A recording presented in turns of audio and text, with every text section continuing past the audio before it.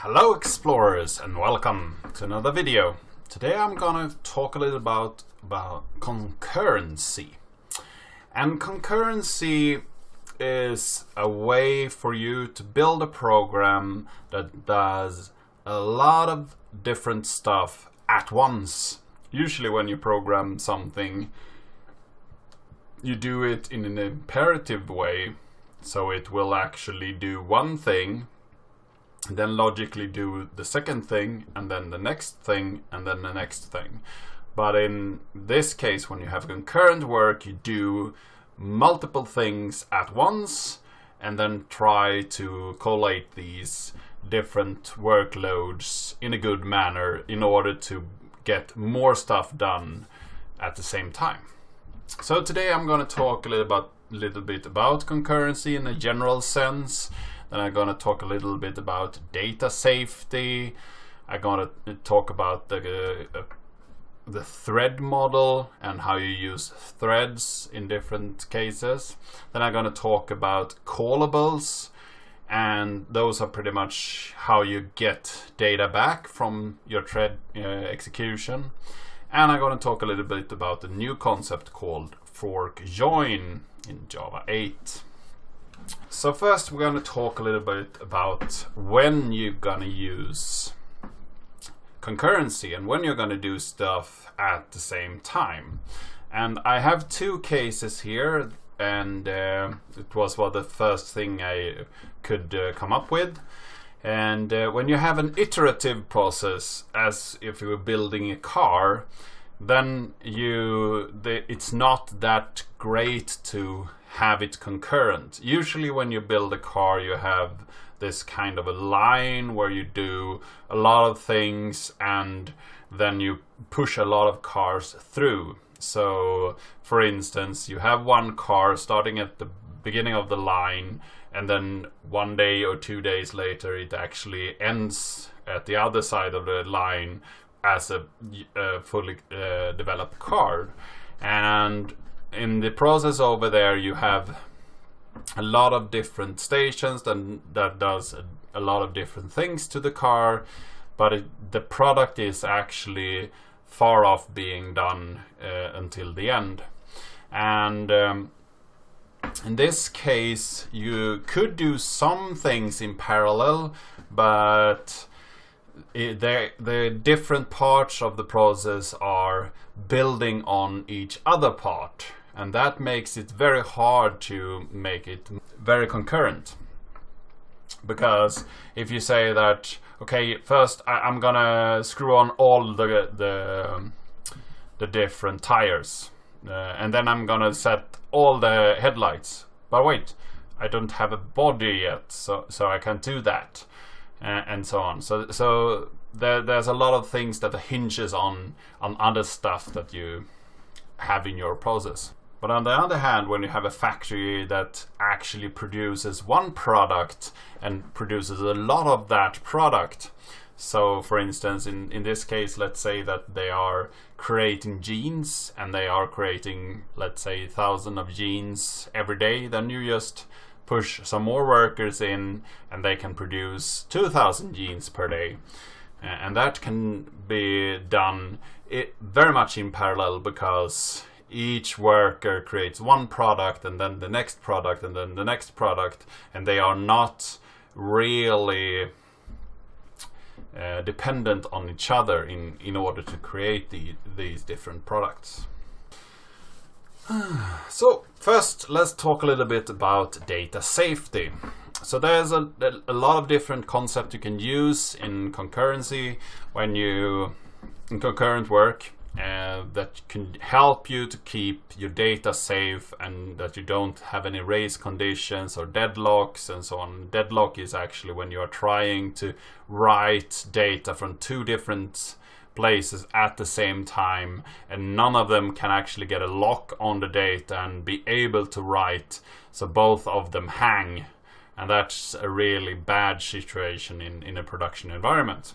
So you have a few different tools to handle this. First off, we have this volatile thing that you can set on your different variables, and this is a keyword that just tries to keep things consistent.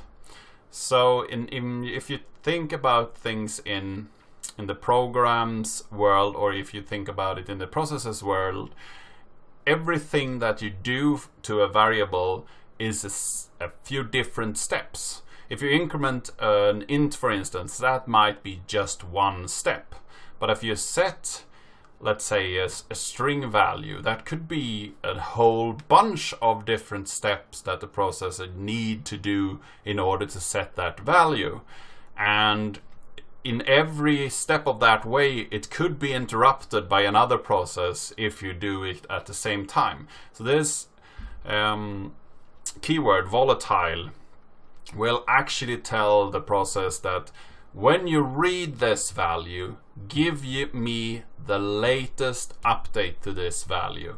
So if you are in the process of, let's say, writing a value to name, and that could be 5 assembly instructions, then it will not give you a result until all those 5 has been done. So this way you ensure that if you write something, you will read it when it's done writing.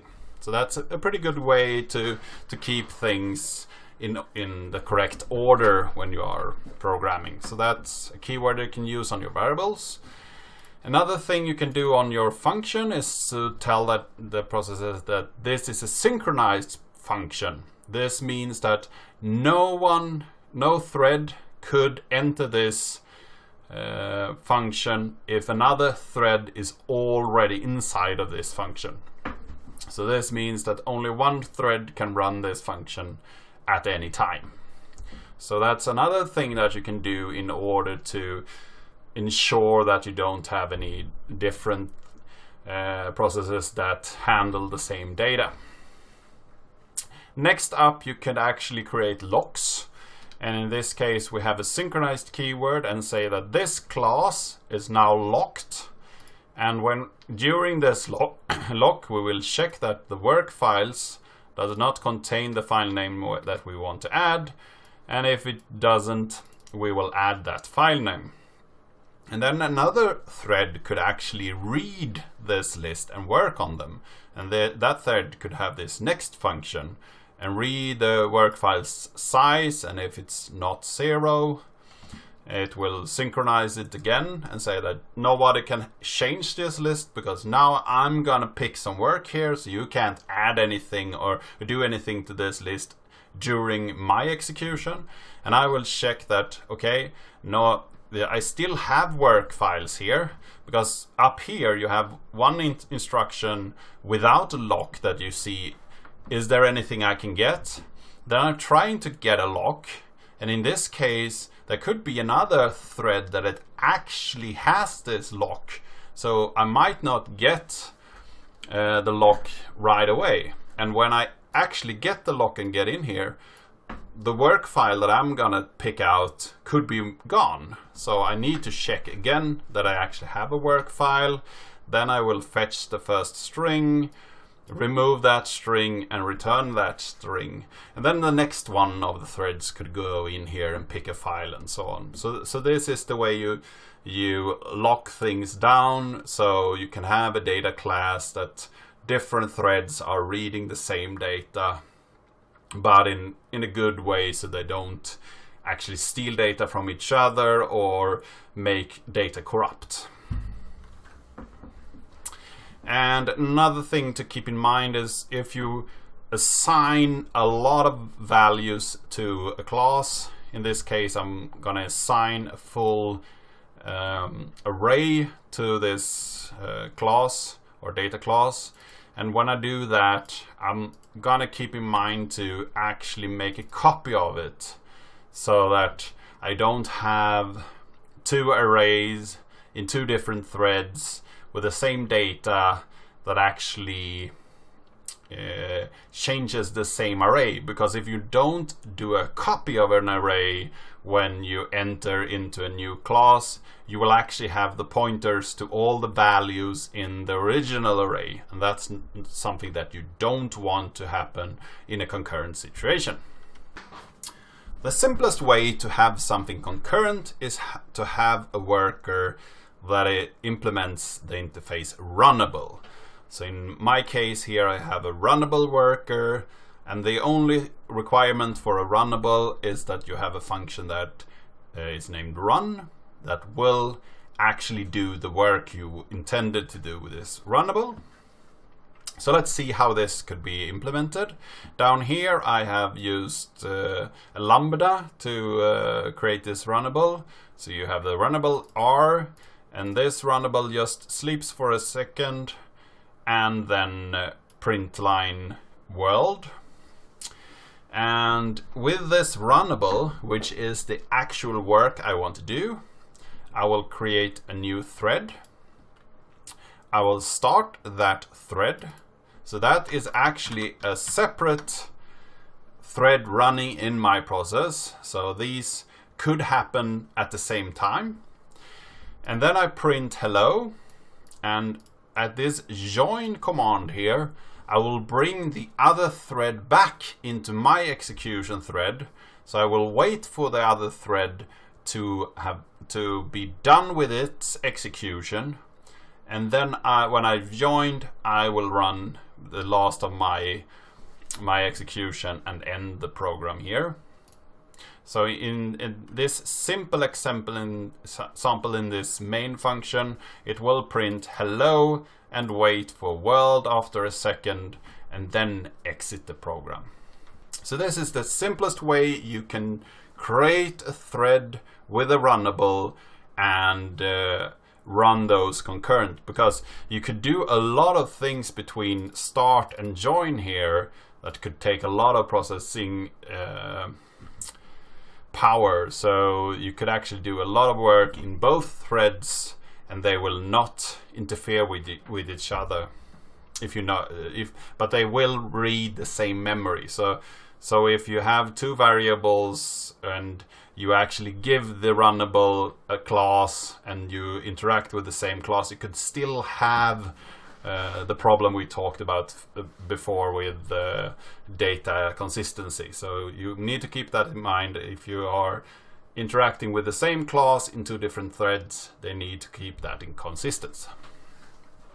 So let's go to the next way we could handle this. We still have our Runnable up here. And then we could create a pool of threads. And there's a lot of different ways to create pools. First up, we have a fixed pool. In this case, it will create a number of threads. You can specify that I want a thread pool of 3 threads, for instance. And that will enable you to submit work and it will be run in 3 different processes at once, and that's really nice. Another way is have a cached thread pool, and this will create up some workers and then keep them running and take new work if it wants to. But this is a pretty old approach, but it could work.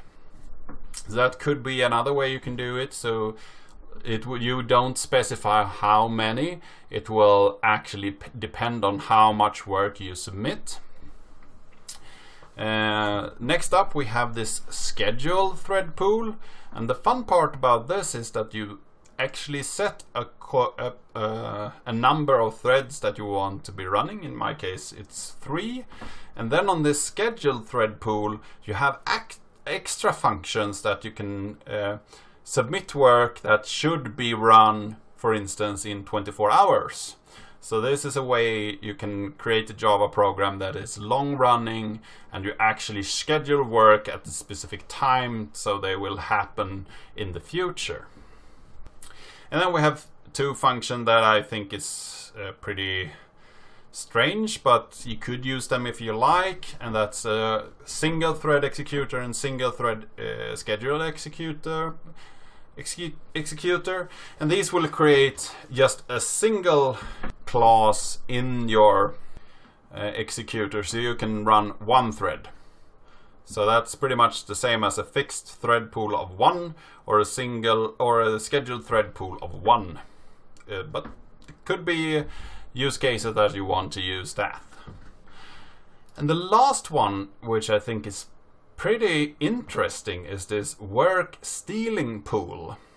And what the description of this says, and I haven't used it myself, but it sounds very interesting, is that this will create a thread pool that will take as much processing power as it can, and then back off if somebody else wants to use that power. So this seems to be policy that tries to use as much power that you can give it, and keep in mind how much it can actually use. And so if you give it a lot of work and you have a lot of CPU, it will use a lot of your data power. And if you want some of it back, you could actually start a program and it will back off a little bit and give you back some. So that's a very interesting one. So you don't have to actually specify that, okay, I have 12 cores, so then I could probably run 10 threads and that should be okay. So this is a very interesting one. And when you're done with creating your executor service, you could submit some work. In my case, I just submit my Runnable.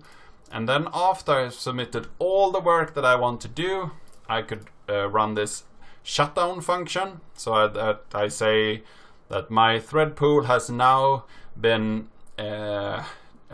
is done with all its work. I will not submit any new work to this thread pool, so I want it to die when it's done. And there's also one function called shutdown now, so that will kill all the threads and just pull down the application. And after I've run this shutdown, I can await termination for a set amount of time. In my case, I say that if you're not done within a day, then I'm not interested in running this process anymore, so kill it after a day. And this is one way that I have used thread pools a lot before. So I have a video up where I solved game problem. So I played this game where you had a maze, and that maze was quite hard to solve, and I couldn't really figure out how to solve it myself. So I wrote a little program to try all the different options I had in order to traverse the maze, and I gave each thread in the thread pool a set amount of work it would churn through. And then I created a thread pool of 10 threads and submitted all the work that I could find. I think I submit a million different works, batches, and it worked through it I think it did it in 48 hours, and I actually got the solution to my puzzle. So that's a way you could use this. And if you want to look at that code jam, I will put a link to that in the description. Now we have talked about runnables, and these are when you need to do an amount of work and you're not really interested in getting any result back to the main process. You just want to kick it off and run a batch of things, and then perhaps send output to some file output or something else, but you're not really interested in gathering and surmising the result of the work. But if you are interested in running a bunch of work and then collecting the result and so on, then you need to use another interface called Callable. And a Callable is something that you can run and it will give you a result back. So in my case here I have a callable of string, and that has a function call, and when you call that it will return a string.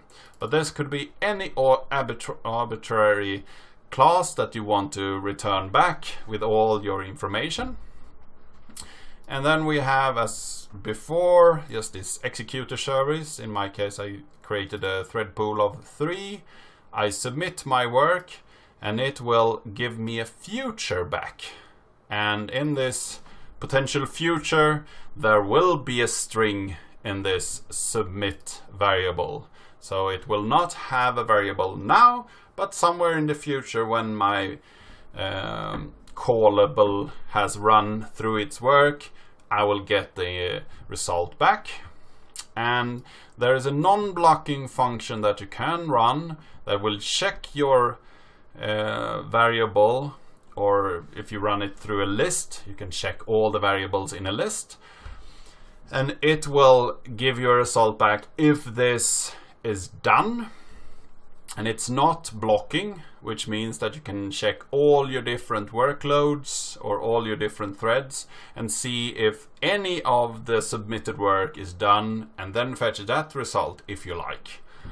But if you do like I did down here and actually just get the value, this is a blocking function. So if this submit isn't done down here, it will block here and wait until it actually gets a result. So that is something that you need to keep in mind if you write a callable. Either you want to pick them off one by one, and you want to pick the one that is done first, and then you use this isDone function, or you use this get, and then you're not really interested in getting them as they are done. You can just pick them off when all of them are done.